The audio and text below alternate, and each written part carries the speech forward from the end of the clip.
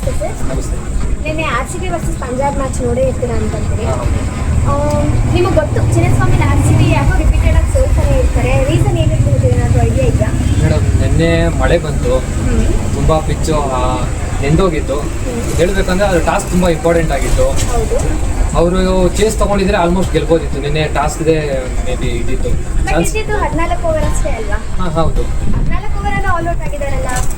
All out ಏನಾಗಿಲ್ಲ, 9 wickets ಕಳೆದೋಗ್ಬಿಡ್ದು. ಏನಂದರೆ ನಾವು ಸ್ಟ್ರೈಕ್ ರೇಟ್ ಜಾಸ್ತಿ ಮಾಡಬೇಕು ಅನ್ನೋ ಇದರಿಂದ ತುಂಬ ಹಾರ್ಡಾಗಿ ಬ್ಯಾಟಿಂಗ್ ಮಾಡೋಕ್ಕೆ ಎಲ್ಲ ಪ್ರಯತ್ನ ಪಟ್ಟು, ಸೊ ಎಲ್ಲರೂ ವಿಕೆಟ್ ತುಂಬ ಬೇಗ ಕಳ್ಕೊಬಿಟ್ಟು. ಆದರೆ ಪಂಜಾಬ್ ಅವರು ಚೇಸ್ ಮುಂದೆ ಸ್ಕೋರ್ ಇರೋದ್ರಿಂದ ಅವರು ಮುಂದೆ ನೋಡಿಕೊಂಡೇ ಒಂದೊಂದೇ ರನ್ ಎರಡೇ ರನ್ ಪುಷ್ ಮಾಡ್ಕೊಂಡು ಹೆಂಗೋ ಗೆದ್ಬಿಟ್ರು.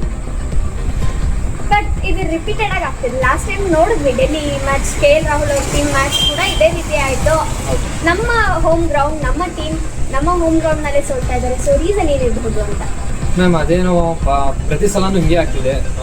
ಚಿನ್ನಸ್ವಾಮಿಯಲ್ಲಿ ನಮಗೆ ತುಂಬ ಕೊರತೆ ಆಗ್ತಿದೆ. ಯಾಕಂದರೆ ತುಂಬ ಮ್ಯಾಚ್ಗಳು ಸೋಲ್ತಾ ಇದ್ದಾರೆ. ನಮ್ಮ ಹೋಮ್ ಗ್ರೌಂಡೇ ನಮಗೆ ಡಿಸ್ಅಡ್ವಾಂಟೇಜ್ ಆಗ್ತಿದೆ.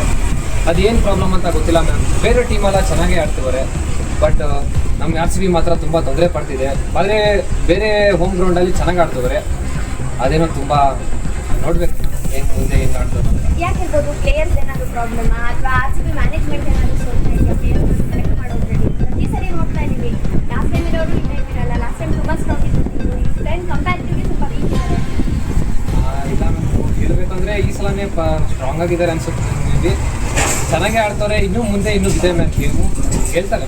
ಯಾವಾಗಿದ್ರು RCB ಮ್ಯಾಮ್. ಸತ್ರು ಗೆದ್ರು ಸೋತ್ರು ಏನೇ ಇದ್ರು RCBನೇ. ಯಾವತ್ತೂ ನಮ್ಮ ಟೀಮ್ನ ಬಿಡ್ಕೊಳ್ಳಲ್ಲ ಮ್ಯಾಮ್ ಸೋತ್ರು ಅಂತ. ಮತ್ತಷ್ಟು ಸುದ್ದಿಗಳಿಗಾಗಿ ನೋಡ್ತಾ ಇರಿ ಪಬ್ಲಿಕ್ ನ್ಯೂಸ್ 24x7. ಇದು ಸತ್ಯದ ಧ್ವನಿ.